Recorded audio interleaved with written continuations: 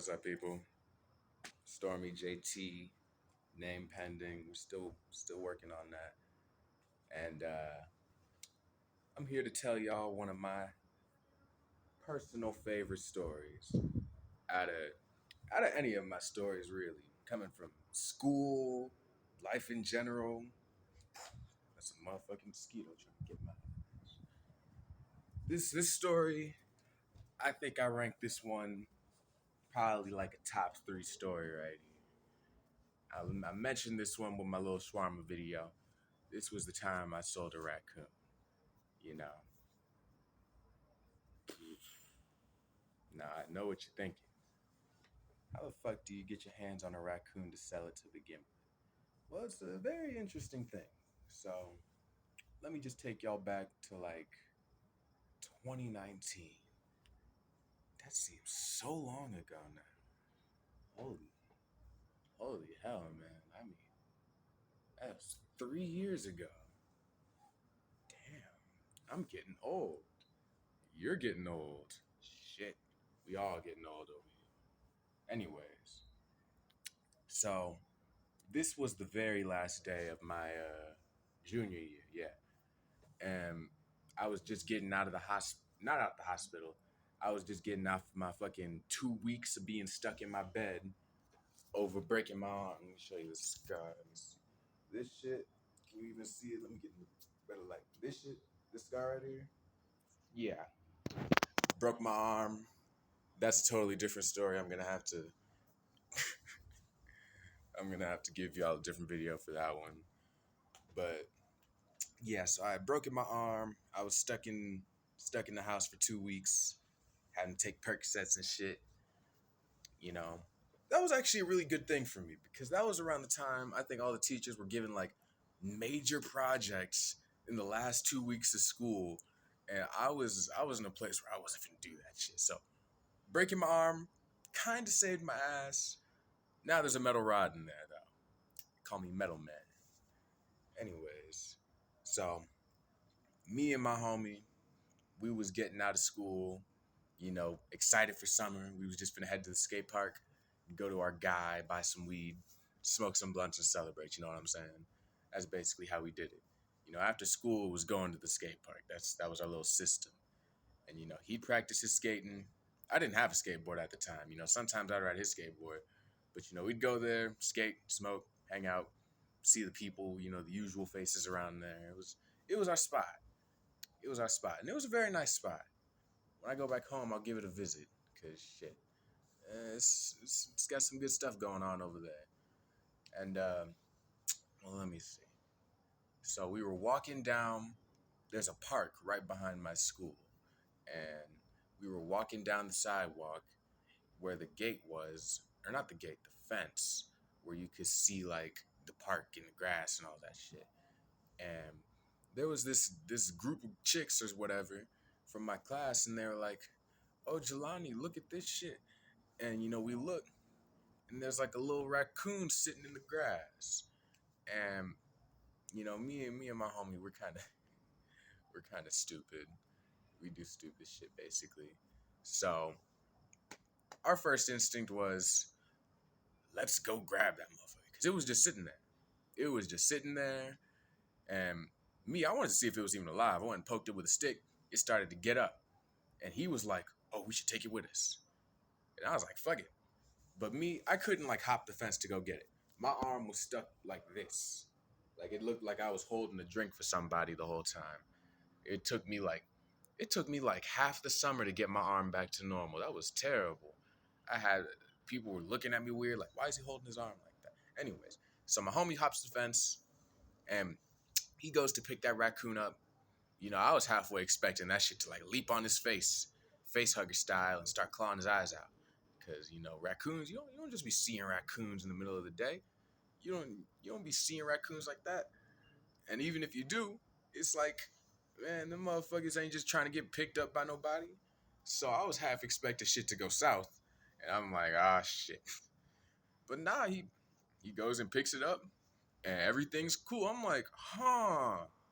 So we're both kind of shocked that we now have a raccoon, and we're getting ready to take it places. First we go back to the school with it. We're like, all right, let's go show this motherfucker off.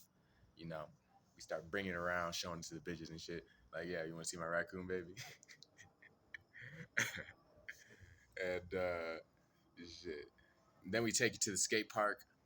I remember there was this old lady who saw us with the raccoon, and she was like hassling us at the bus stop, like, "Oh, you want to take it to the Petco over there or some shit? Get it some shots, yada yada yada. It's a cute little raccoon baby you got there." I'm like, I mean, I really didn't know where this was going. Like, I was like, who's taking, like, back of my mind, it was like, so what are we doing with this raccoon at the end of the day? I can't take it home. If I come home with a raccoon, my mom's gonna kill me before I get through the door. So I can't take it home. I doubt he can take it home. So back in my mind, I'm kind of like, shit. We just plucked this thing out of his home, and I don't even know what we finna do with it.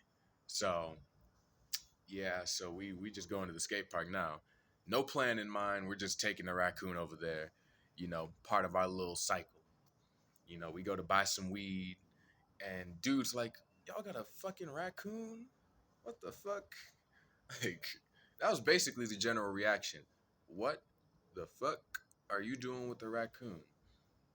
I couldn't really give a solid answer to that shit either. Like, we just had it. Yeah, we just had it. So, we're just sitting doing our usual thing. I was holding the raccoon while he was skating, and then we started smoking.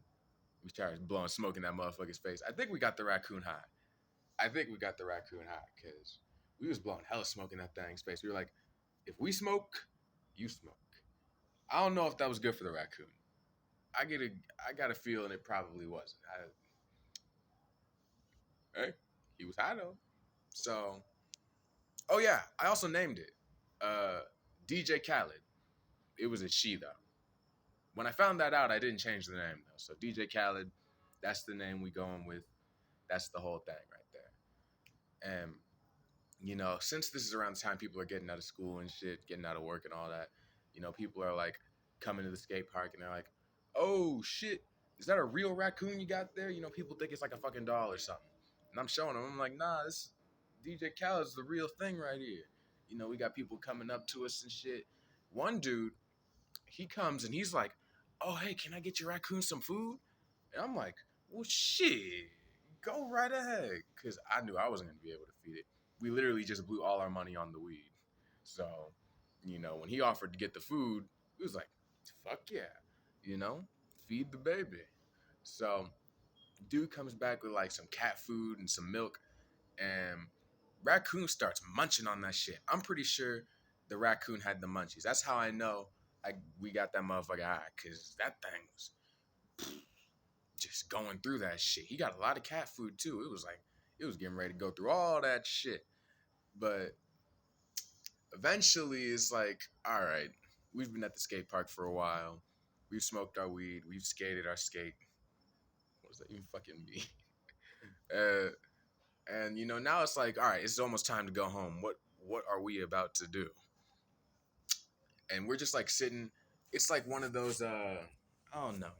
It's like a ramp thing, but it's like on all four sides. And I was just sitting on it. It was kind of like a auctioning spot almost. It's kind of fitting that that's where I ended up selling the raccoon, because as I'm sitting there with her, fucking some dude just pulls up on me. He's like, "Yo, is that a raccoon?" Just some random white guy. I almost got the impression of a crackhead from that guy. Not entirely a crackhead, but it's like this dude's probably like a hop, skip, and a jump away from being one of them Hayward crackheads. I'm like, all right. But then that part in the back of my head, that was like, what am I finna do with this? What's he finna do with this? It was like, this is your chance. This is your chance. Your get out of jail free card. So I'm like, all right, $70. Bam. Bam. That was perfect. Niggas like, all right, show. He hawks up the $70, and I give DJ Khaled away. I kind of felt bad about it, you know. Then he walks off.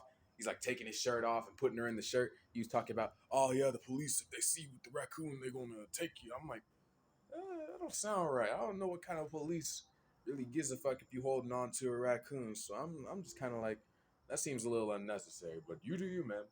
You know, keep her warm or something. I don't know. But yeah, so now we got $70. We immediately buy some more weed because this is the last day of junior year. We're kind of retarded. We just want to buy some weed. So we buy more weed. You know, we stay there for like another hour, you know, thinking about the fact that we had just sold a raccoon. He was kind of mad at me because he was like, bro, that dude, you know, that what if that dude does some fucked up shit? And I'm just like, shit, you're right. So I was even kind of starting to feel bad, you know? But we was getting high. It was like, ah, shit. You know, what's done is done. What's done is done. But, you know, we fast forward a couple of days, and one dude, he fucking tells me, or wait, no. I said that wrong. I come back to school the next year. Like, summer's over with and all that good shit.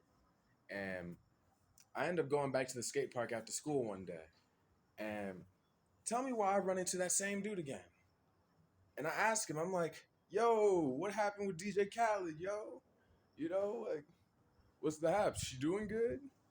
You know, because I'm halfway feeling guilty. So I'm like, please tell me you didn't, like, cook her into a stew or some shit on some weird crackhead shit. You never know with people. You never fucking know. Like I said, nigga was a hop, skip, and a jump away from being a Hayward crackhead. So I'm just like, please tell me the raccoon is cool. And he was like, she's dead. And then I immediately was just like, fuck. Shouldn't have sold it to him. But then he told me, he was like, he took her to the vet and she was sick. We had a sick raccoon. We had a sick raccoon. And when he took her to the vet was like, shit, yeah, she's too far gone. You got to put her down. So that was the end of DJ Khaled right there. I don't know how long she lasted with him, but the vet took her out.